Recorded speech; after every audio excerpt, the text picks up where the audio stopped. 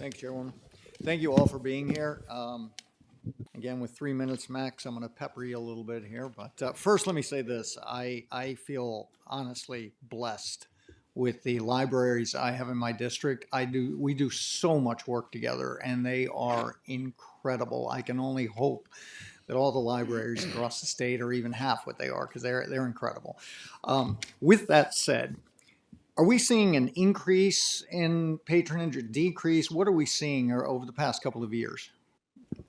So we're definitely seeing, at minimum, consistent patronage. If anything, increased patronage going through the last few years, and definitely a rebound, of course, after COVID. Folks coming back into the library for our programming and services.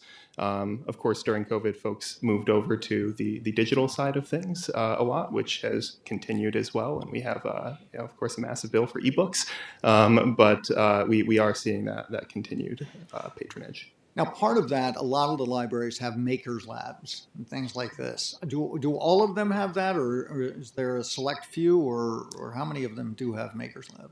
So I don't have the exact numbers on how many do have them, but it's certainly not all of them, because not all of them can afford that necessarily. So that's something that investment from the state can help to spread throughout and make sure that all communities across New York can benefit from those spaces. Right. I've heard stories where people have actually started businesses from learning to use a 3D printer and things like this. So they are really, really beneficial. And that, again, if we could just up that aid to allow for them to grow like that. But move to Novel New York. Can you give me the elevator pitch? Tell people what Novel New York is.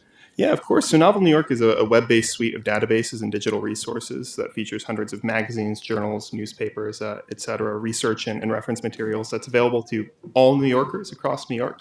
But it is really heavily utilized by a lot of our schools, and in some locations can be the only suite of databases, resources that they have access to.